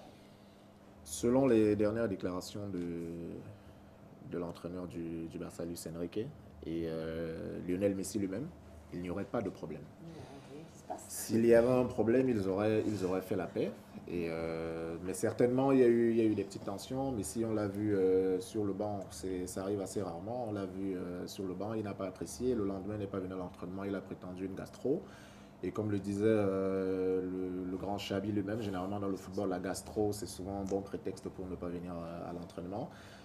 Donc, mais Messi est quand même réputé ne pas être facile dans le vestiaire. Il a eu des problèmes avec le jeune Théo à l'époque, à qui il avait vertement dit après un match: tu joues au Barça pour me faire les passes et c'est moi la star ici. Il avait dit à Sanchez une fois: pour autant de déchets que tu as dans ton jeu, je ne comprends pas quand tu es payé aussi cher. Donc il a beaucoup de problèmes avec les joueurs. Il avait fait un texto à Guardiola pour que Ibrahimovic se fasse virer du Barça. Il a obtenu sa tête, il a obtenu la tête d'Eto'o, de Ronaldinho, de Deco. Donc, selon toute vraisemblance, Messi ne serait pas un enfant de cœur dans le vestiaire, mais vu les performances quand même qu'il a sur le terrain et vu tout ce qu'il a apporté au FC Barcelone, on peut lui permettre ces petits caprices parce que bon, il a tout le vestiaire derrière lui, tous les joueurs l'adorent. Dans la région de Barcelone, c'est un dieu. Donc voilà, il peut, moi à mon avis, quand on rapporte autant en club, on peut se permettre des petits caprices, mais bon, ça ne va pas plus loin que ça. Lui et son coach on fait la paix et tant mieux pour le Barça. Très bien, on va évoluer avec ces éléments concernant les médias étrangers, notamment l'équipe, qu'on va voir bien sûr à l'instant, et qui, il y a quelques jours, a titré Messi qui défie le Barça. On évolue également avec le quotidien Sport en Espagne, qui a également une titrage assez conséquente, qui parle de ruptura, c'est-à-dire que Luis Enrique et Messi, ni se hablan, c'est-à-dire que Luis Enrique et Messi ne se parlent pas, et la situation est décidément très tendue entre les deux. Moi, je dirais, Edith, encore une fois, il faut se faire prendre du recul. Les médias ont besoin d'avoir de l'information et d'en vivre. Donc, quand on regarde comment cette polémique a été présentée et comment est-ce qu'elle a enflé, on parlait même du départ de Messi du Barça, ce qui paraît totalement, mais je veux dire... Mais Didier, est-ce que vous êtes d'accord avec tout ce que Georges Guimbous a relaté tout à l'heure concernant le cas Messi? Là où les avis sont divergents concernant la personnalité de Messi. Ouais. C'est-à-dire qu'il y a beaucoup de gens qui vont dire que c'est quelqu'un de très timide, qui n'aime pas les conflits ni les confrontations, mais par contre qui est ultra influent effectivement dans le vestiaire. C'est-à-dire que comme on sait que c'est le petit chouchou et que forcément si Messi est de la partie et qu'on est de la tactique avec Messi, ça va bien se passer, il a de l'influence. Maintenant, de là à dire que... je suis d'accord sur tout, non, Georges, pour une seule raison, c'est que je pense que non, ce n'est pas forcément lui qui a eu la tête de tous les joueurs. Le cas Ibrahimovic a été prouvé, le reste, bon, c'est encore à savoir si c'est... Après, à la décharge de Messi, il subit énormément de pression. Lorsqu'on regarde le match du Barça, on s'attend à ce que Messi réalise un exploit et... moi, je pense qu'il est exigeant envers lui-même. Il est exigeant envers les autres. Être exigeant ne veut pas dire avoir la tête et être insolent ou être, maintenant, il a Neymar. Être capricieux. Il a Neymar, n'a jamais eu de problème avec Neymar. Exactement, parce que Neymar est à la hauteur. Il y a Suarez qui est arrivé. Bon, Neymar, il est suffisamment intelligent pour éviter les conflits. Depuis son arrivée, il se fait tout petit, il fait son truc. Il vient d'arriver. Attends dans quelques années. La dégradation des relations remonte date pas d'hier quand même. Ça remonte à quelques temps déjà. Je me rappelle qu'en 2013, déjà, il y avait une question de fisc parce que Messi et son père étaient traînés au tribunal. Et Messi, à l'époque, je me souviens très bien, n'a pas eu le sentiment d'avoir été bien soutenu par le Camp Nou, enfin par les supporters du Barça et même par tout le club. Et à part ça, c'est vrai que quand le FC Barça a été défait par la Real Sociedad, il y a eu un clash dans les vestiaires entre justement Enrique et lui-même. Et effectivement, je crois que Messi voulait montrer vraiment qu'il est le vrai patron. C'est-à-dire qu'il y a eu le ton un peu monté. Et Messi a voulu quand même dire à Enrique que toi, tu étais qu'un petit, quoi. Moi, je suis le dieu de la Catalogne. Et puis, voilà. Et puis maintenant, je pense que dans le fond, Messi, c'est vrai qu'il est un peu contradictoire. Parce que lors de la cérémonie de gala de remise de Ballon d'Or, il a quand même dit que je ne sais pas de quoi le lendemain sera fait. Je ne suis pas sûr d'être dans le Barça l'année prochaine. Donc, quand même, c'est une phrase assez ambiguë, quoi. Mais qui est assez forte. Et puis, qui est assez forte. Maintenant, quand il revient, et puis quand le Barça gagne contre l'Atlético de Madrid, il dit que, ben non, de toute façon, je n'ai jamais pensé quitter le Barça. Mon avenir, c'est inenvisageable qu'au Barça. Et donc, on ne voit pas très bien où il va en arriver. Et puis, finalement, ça Georges, exactement, il va en arriver. Il va en arriver à une augmentation de salaire. C'est très facile. Très bien, mais Georges, je reviens avec vous. Est-ce que les propos de Messi, tout au moins, l'attitude de Messi n'est pas une conséquence, du moins, le départ de Zubizarreta n'est-il pas une conséquence de la situation avec Messi? Zubizarreta, qu'on va voir en image, bien sûr. Oui, il y a beaucoup de problèmes en ce moment à Barcelone et c'est normal. On parle d'une fin de cycle depuis 2-3 ans quand même. Ça gagne de moins en moins, ça peine un peu plus. Messi est au club depuis l'âge de 13 ans. Donc tous les tauliers du club, les Zubizarreta, les Guardiola, les paix à son âme, de regretter mémoire, comment il s'appelait Tito Villanova, c'est des gens du club qui l'ont vu grandir. Donc on peut comprendre que Messi soit un peu déçu du départ de Zubizarreta. Bon, après, le président d'ailleurs a demandé des élections anticipées à la fin de la saison au niveau de la présidence du club. Donc il y a quelques problèmes, mais bon, je pense qu'il n'y a pas de souci. Et sans me couper, je crois qu'il a demandé le retour de le Hollandais, là, le Black, là, comment ça s'appelle Rijkaard. Mais justement, Messi n'ira nulle part depuis le fait. Justement, on va évoluer avec une autre analyse autour du cas Luis Enrique Guardiola, qu'on va voir en image, pour essayer de comprendre si Messi n'est pas... les problèmes de Messi ne sont pas liés au fait que Luis Enrique n'a pas la personnalité qu'avait éventuellement Pep Guardiola au FC Barcelone. Tata Martino ne l'avait pas forcément. Tito Villanova, il était quelqu'un de discret. Ce n'est pas les mêmes caractères, ce n'est pas les mêmes personnages. Maintenant, après, les rapports entre Messi et Guardiola, ils étaient particuliers. Guardiola, un jour, en conférence de presse, a dit, on lui a demandé mais pourquoi il ne faisait pas souffler Messi. Il s'est moqué des journalistes en disant, vous voulez que je mette un joueur comme Messi sur la touche? C'est impensable. Bon, aujourd'hui, Enrique arrive pour marquer de son empreinte. De temps en temps, il le met sur la touche. Donc, c'est des personnalités complètement différentes. Et aujourd'hui, le problème que Messi a avec Enrique, s'il y en a un, Enrique, c'est un fort caractère qui a aussi une expérience derrière lui. Qui vit aussi mal le fait Il a la culture du club aussi. La culture du club qui vit aussi mal le fait que... Il vit aussi mal le fait qu'apparemment, effectivement, quand il était plus jeune, parce qu'il faisait partie des leaders de la sélection de l'épopée 90 avec les Stoichkov, Mario et Guardiola. Un jeune gamin qui était en centre de formation, aujourd'hui en train de implanter, dicter un mode de conduite. Messi, parce que Messi arrive quand même à 12 ans au Barça en 2004. Et donc Messi est grandi aussi effectivement dans l'esprit du club du Barça. Donc à ce niveau-là, même s'ils ont des âges assez décalés, c'est vrai que Messi aussi est né il peut revendiquer aussi cette racine-là en fait. Justement, Marchemo, avec vous, ces propos qu'on va voir en image, Enquête, l'ancien bras droit de Franck Rijkaard à l'époque d'Eto Ronaldinho, qu'on voit justement aux côtés de Franck Rijkaard, qui a conseillé les dirigeants du Barça de vendre Messi. Je pense que quelqu'un qui a quand même été dans le club pendant pas mal d'années, il a compris. Je reviens un peu sur la différence avec Guardiola et Luis Enrique. Guardiola s'entendait bien avec Messi parce qu'il faisait le tapis rouge. Il déroulait le tapis rouge carrément à Lionel Messi pour ne pas avoir de problème. Et en conférence de presse, il dit « j'ai le meilleur joueur du monde ». À chaque fois, il répète la même chanson. C'est pour ça qu'il s'est mis à dos d'autres joueurs comme Ibrahimovic, presque du même acabit que Messi ou bien Samuel Eto'o et autres. Alors que Luis Enrique, c'est une autre forte personnalité. On a vu quand même, quand il évoluait avec le FC Barcelone, que ce n'était pas un enfant de cœur. Et pour marquer également sa rupture avec le temps de Guardiola et Villanova, qui étaient presque les mêmes personnes, il faut qu'il s'imprègne de là. Et il fait partie Messi, sûrement ça va apporter un peu d'accalmie. C'est pour ça qu'il a fait cette déclaration. Très bien, on avance avec tout autre élément avec El Mundo Deportivo, le quotidien espagnol, qui est la titraille d'hier, qui a fait part du fait que fichar Messi est impossible. En gros, recruter Messi pour certains clubs, c'est décidément impossible. Pour des raisons qui sont évoquées, parce que les clubs qui veulent recruter Messi semblent être, comme on voit à l'image, Madrid, City, United, Chelsea et PSG. Et à la droite, trois raisons sont évoquées pour lesquelles, déjà, on parle du fait que quel que soit le club qui pourrait recruter Messi, il ne va pas respecter le principe du fair play financier. Et deux, le montant qui est demandé par le club est autour de 500 millions d'euros. Et de trois, le Barça n'est pas prêt de baisser le montant du transfert éventuel de ce joueur, et Messi non plus. Ces situations amènent donc certains clubs à comprendre que l'opération Messi, c'est une opération. Mais je crois que quand on voit la Première Ligue, c'est quand même été le pays le plus dispendieux, je veux dire, lors du dernier mercato. Ouais. Donc on peut croire que c'est possible. Je crois que notamment Manchester United, ils ont démontré qu'ils avaient vraiment une caisse, je ne sais pas si sans dette ou quoi, je ne sais pas. Mais ils ont quand même relativement beaucoup d'argent pour recruter peut-être Messi. Mais ce que je veux dire, c'est quand on dit Messi coûte 250 millions d'euros. Ce n'est pas le fait du hasard, c'est la clause libératoire. Oui, 250 millions d'euros. Ah ouais. Donc en même temps, il faudrait rajouter un petit peu les promesses de salaire, parce qu'actuellement, il a 20 millions d'euros par an, quand même, ça n'est pas rien. Ouais. Et quand vous regardez le classement Forbes l'année dernière, Messi passe de la 10e place à la 4e place des meilleurs sportifs les plus riches du monde. Des revenus, ouais. On lui a attribué quasiment 67 millions de dollars par an. C'est énorme. Très Qui peut le recruter? Il y a des mécanismes pour le faire venir. Oui, c'est pas facile à faire, mais c'est faisable. Très bien, c'est un domaine. Le fair play financier auquel tu tiens beaucoup, je crois que c'est très bien, c'est un domaine très bien à tout le monde. On va profiter de cela.